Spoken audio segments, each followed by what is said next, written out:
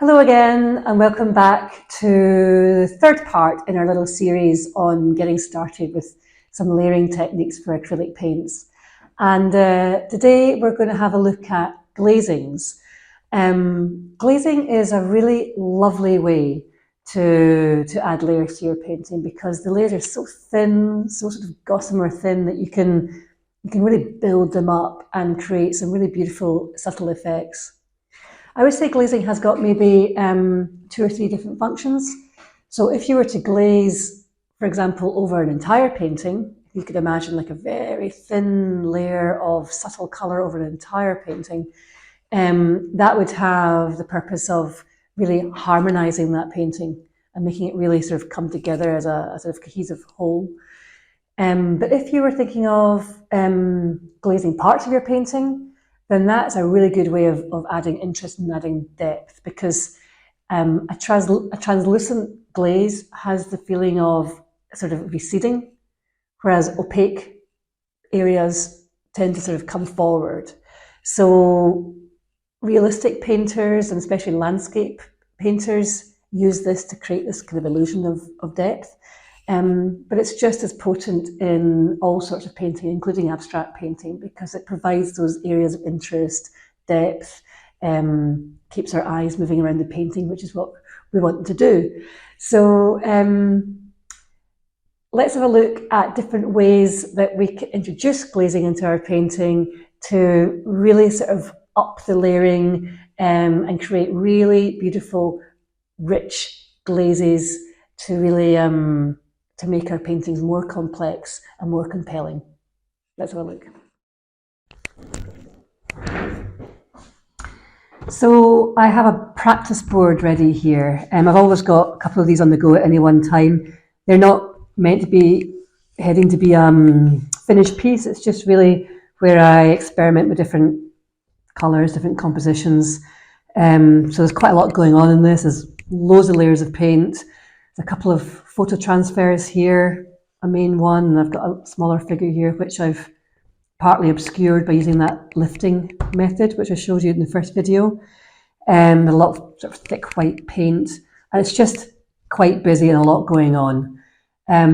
So I just want to show you how a glaze can change the feel of this and can unify it a bit more.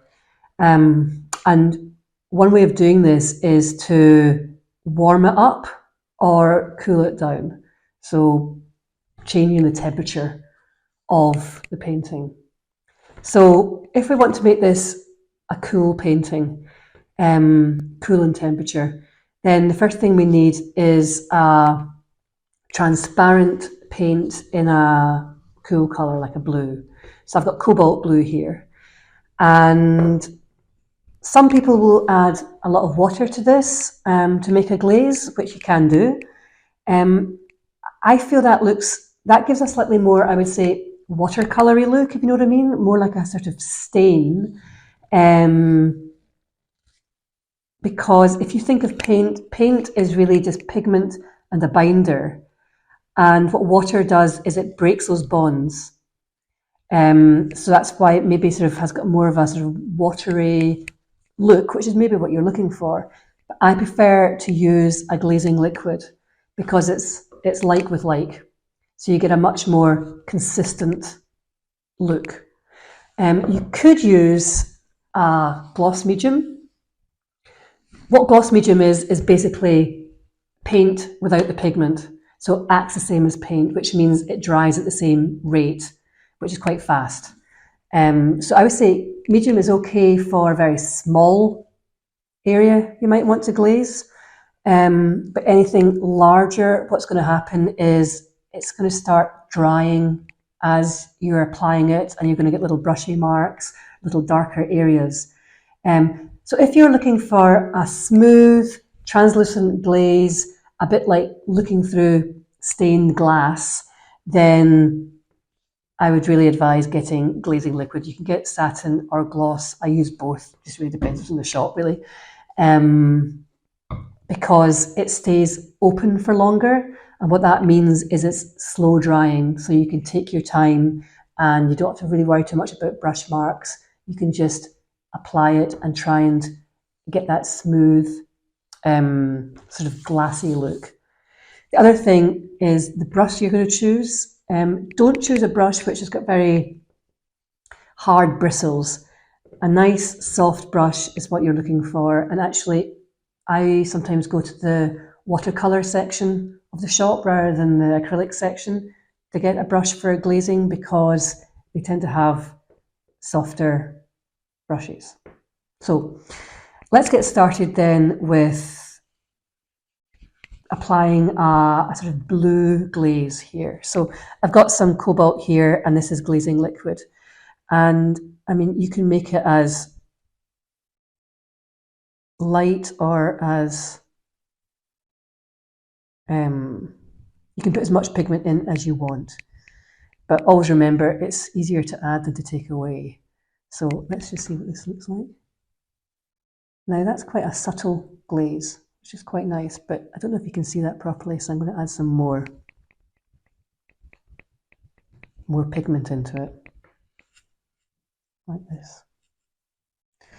So I'm just going to get a little, I don't like having too much in the brush at the one time, just so I can sort of gradually go back and forward with a really light touch. Now, I'm not sure if I've made this too subtle for you to see in the camera there. I may have. I'll find out afterwards when I look. You can always add more pigment. Let's add a bit more just so that you can definitely see that.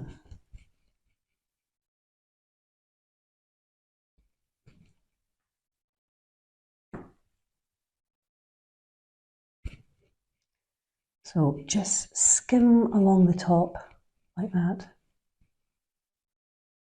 And you can see it just sort of brings together the whole painting. And because this stays open for such a long time, you can decide you want to remove some bits. You might want to wipe some bits off. You might want to keep the figure white like that. Or you might decide you don't like the glaze at all and you can wipe the whole lot off. That would be much more difficult to do that if you're using just the gloss medium, because it will start to dry a little bit.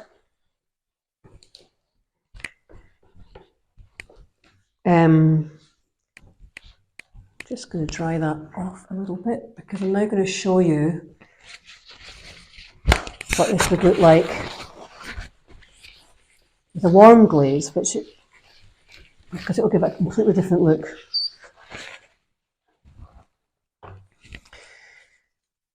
So, a colour I love using for a warm glaze is this quinacridone nickel azo gold. It's a beautiful warm colour. I'm just going to put a little dot here, and I'm going to use quite a lot of the glazing liquid. Now, I'm using the same brush as I used for the blue one, which means it's going to be wet. I prefer to use a dry brush for glazing, but we're just going to have to do this at this point. Try and give it a wee dry here. Now, I'm just going to add a little dot. I don't know if you can see that actually. It's here. A little toty wee bit in to begin with. Now, the thing about this colour is, I think if you add too much, it can have a sort of nicotine look, which we're not going for. We might go for that, but it's not what I'm going for. I'm just going for a slightly warmed up look. So I've added just a small amount at the moment. You can see what it looks like. Yeah, maybe a little bit more actually, just so you can definitely see it.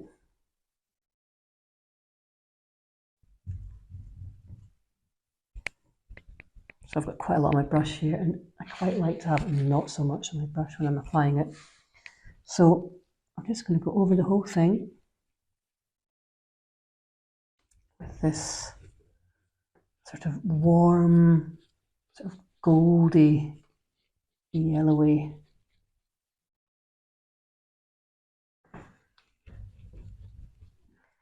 And it just has the job of bringing the whole thing together.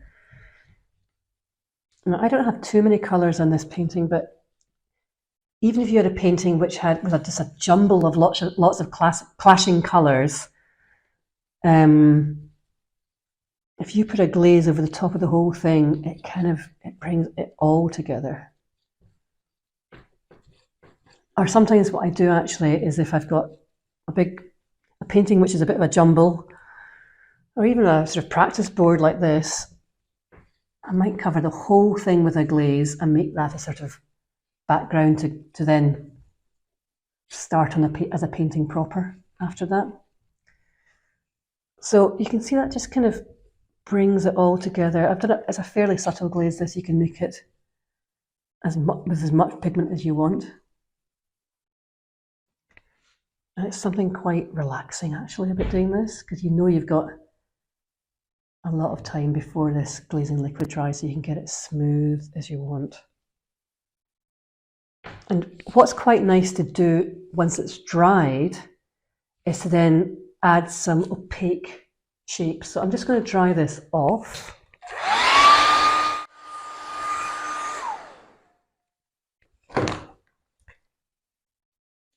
So it's still a little bit tacky because it does take much longer to dry using the glazing liquid, but it's okay. What I quite like doing after I glaze is to then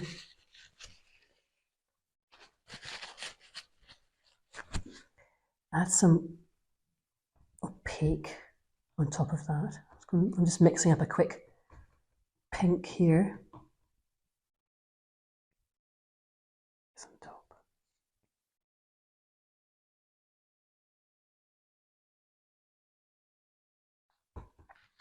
And that's what really creates depth, because transparent areas, see, I put a bit up here as well, just to show you, because transparent areas tend to recede while opaque areas come forward. So it's nice to have both in your painting, and that creates interest and it keeps the eye moving around. So I hope you've enjoyed these 3 videos on getting started with layering with acrylic paints. We've had a look at opaques, transparents, scratching and scraping, and now glazings. So if you've got any questions, just leave them in the comments below. But there's so many other things you can do with acrylic paints, and that's why I love working with them. They're just so versatile. So if you've enjoyed these tips and you'd like to see more, then just hit the like and subscribe button, and I hope to see you really soon. Thanks for watching. Bye.